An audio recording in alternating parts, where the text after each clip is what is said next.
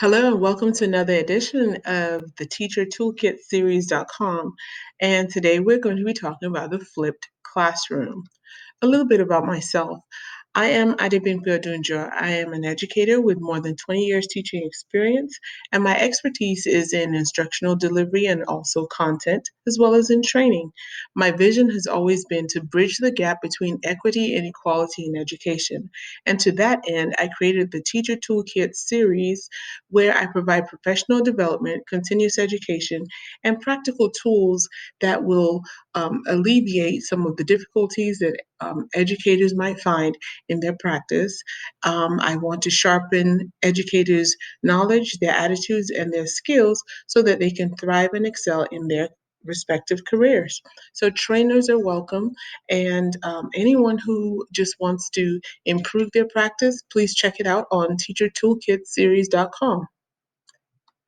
All right, so the flipped classroom. What exactly is a flipped classroom? Well, this is a model that replaces the traditional way of delivering instruction. Traditionally, you will have students come into the classroom and sit and get, and they will receive the information, and you might have a set or set amount of time that you can work with your students where they can get the instruction, practice, you give them feedback, and you send them home to go and do their homework. Well, in the flipped classroom, it's the absolute opposite, where the students already come to the classroom preloaded with information, ready to apply the knowledge and extend what it is that they've learned. So in this instance, you, the teacher, you're more of a coach or a guide. There are certain benefits to this flipped classroom. It's self-paced learning, which means that your students basically can complete their classwork at their own pace and they can learn as quickly or as slowly as they need to within the time frame that you have. They can go back and forth with videos and text material so that they can really be prepared by the time they come to class. They can apply the concepts that they learn in different contexts. They also can apply they're learning to practical exercises, things that are meaningful to them, and they can make social context of the material that they're interacting with. However, there are downsides to this flipped classroom because it requires students to be really self-disciplined and to be able to manage their time properly. So if your student is not really very good with that, this could be problematic. It also requires for students to have Wi-Fi access because a lot of the work they're going to be doing is going to be online, and they will need those resources to watch videos or to read articles or to conduct some other kind of research that they will need to reinforce the learning. It also requires quite a lot of advanced preparation on the side of the teacher as well as the student. So if the student actually is not interacting with the material and they're not doing some research, they're not doing any work in advance of them coming to class, it will not be a beneficial meeting when you do have the in-person sessions. So there are some tips that I can offer. It's for you to help those students who might have difficulty with Wi-Fi or who might not have the resources to work independently at home. It's for you to have some independent classwork and research for the student to conduct in the classroom.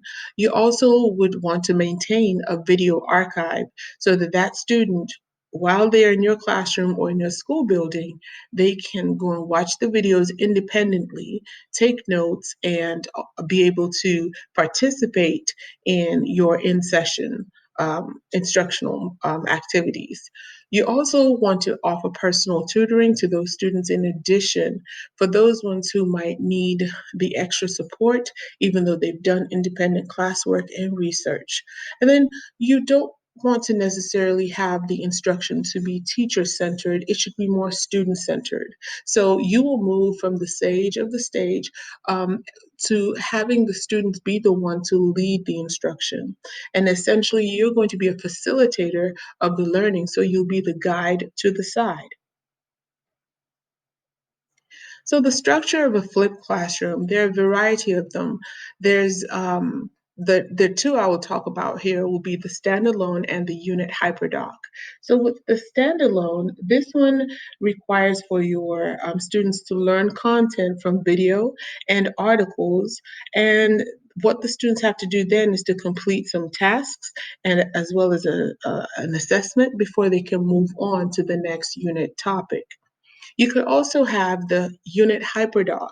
With this one, it requires students to progress through a series of lesson components. So you break down the lesson through articles and videos and mini tasks, essentially, that the students have to complete before they can move on. This system of the hyperdoc is designed to encourage learners to engage with the content in a deeper manner and for them to explore the topic and apply what they have learned as well as to extend their knowledge. This really works with students who are like gifted learners and who really enjoy doing research and are able to do a lot of independent work or collaborative work with a group of classmates. So, some platforms you might want to explore are some resources that will help you with implementing this flipped classroom. Will be the Google Classroom. It can be used to distribute digital material, provide efficient feedback quickly, and is very responsive and intuitive for yourself as well as your students. You can share a multitude of assignments as well as having your students take notes online or digital work and provide instructional videos as well. Edpuzzle is another very good resource. With this resource, you can monitor your students' interaction with video content. So you really do want to know whether your students are actually watching and paying attention to the information. It allows you to provide timely feedback to your students. You can even embed assessments in the videos so that you'll know whether your students are actually understanding the material, and it actually helps you to monitor your students' progress through the coursework as well. Padlet is a very great resource. It allows students to write their reflections even after watching the videos. I mean, reflection is one of the most powerful tools of learning. So, as after your students have watched the videos, you want them to reflect and to think about what it is that they have just viewed. So, the students can ask questions, they can engage in recursive feedback with their peers, make a comment, review their comments, and things like that. And it's really very good, especially when you're trying to review for assessments or students are just trying to study together. Padlet is a very good resource.